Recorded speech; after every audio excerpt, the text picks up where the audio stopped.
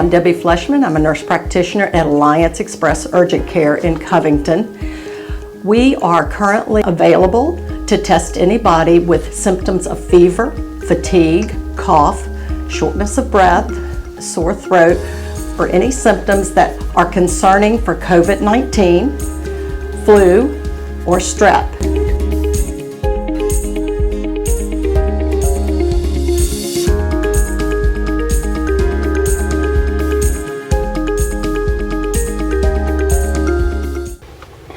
Good evening, members of the board. Thank you for giving me a few minutes to appear.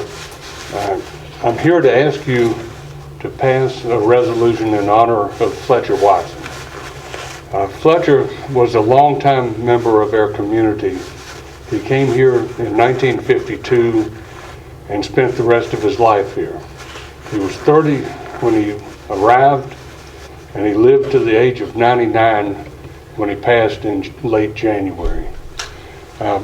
Fletcher was known to many members of the community, and he was just a wonderful person.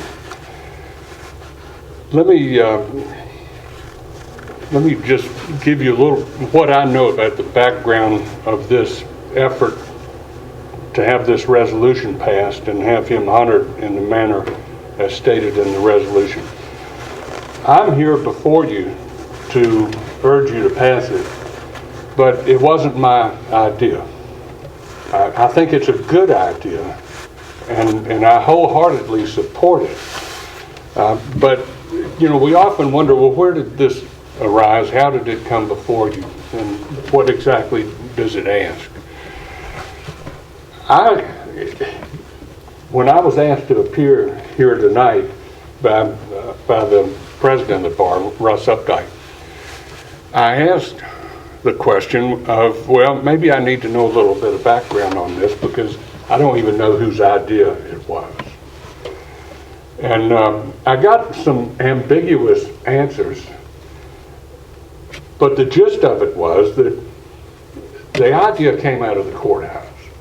I think Judge Stein had something to do with it, and I think probably the members of the clerk's office had something to do with it, but nobody wants to jump forward and say, oh, it was my idea.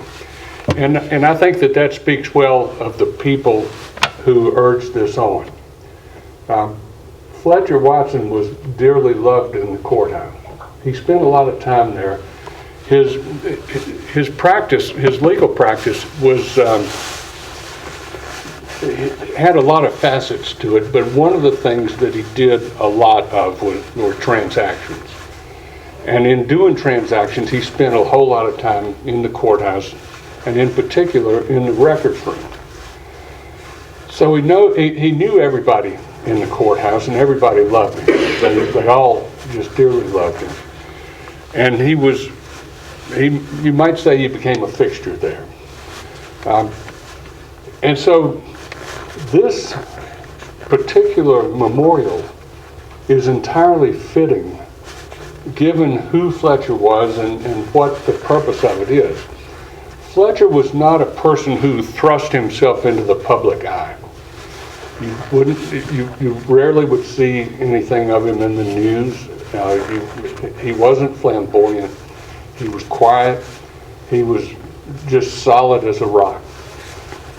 And the resolution and what the purpose of it is fits that to a T, because what is being urged is that the records room in the clerk's office be named in honor of Fletcher. Significantly, that we're not talking about naming the entire clerk's office in honor of Fletcher. We're talking about the vault in the back of the clerk's office where all of the deed books reside and all of the records are kept, because he was there so much. And everybody in the courthouse they knew he would be there, and they would always see him there. And I'm sure that when they go in that room, he's sorely missed. So So somebody came up with the idea, and I think it was probably a number of somebodies. They asked me to draft a resolution. And I said, well, sure, I'll be glad to. And of course, the reason they asked me is I practiced shoulder to shoulder right with Fletcher for 33 years. And here's the weird thing that happened. I sat down to write this resolution. And I'm usually not at a loss for words. But it wouldn't come to me. And I would put it aside, and then I would come back to it.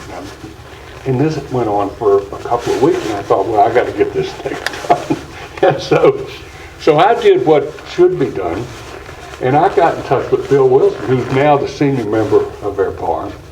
And he, of course, knew and loved Fletcher like everybody did. And I said, Bill, I need you to help me. I said, you've got a lot of words in you, and I need some words. I need you to. And so the drafting of the resolution is largely his work. He came forth with a rough draft. I met with him, and we spent an afternoon going over it and tinkering with it a little bit.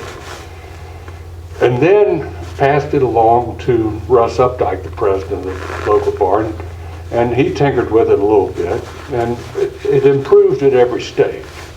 And so finally it came into your hands. So it's kind of a joint project. It doesn't have any one person's hand on it. And again, that's so fitting because it's not one person who comes here with a particular idea. It's an idea that bubbled up from not only the members of the local bar, but also the people who work in the courthouse and who knew and loved him so much. So I ask you to pass it, and I know that the community would appreciate that. And I'll answer any questions that you might have if I know the answer. More questions or comments, Mr. Stevens? I don't have any.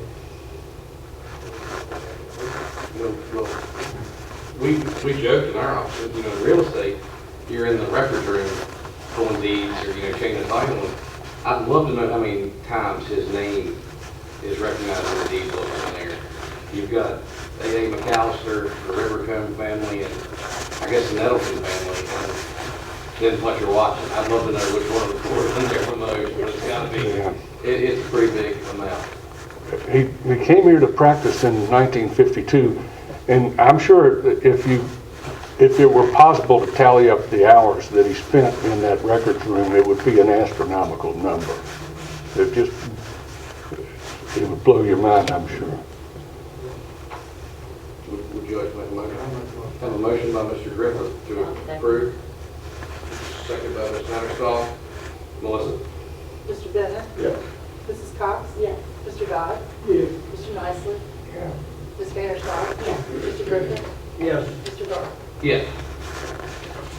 Thank you so much for the action you've taken on this resolution, and also thank you very much for the service that you give to our community, because it really is appreciated.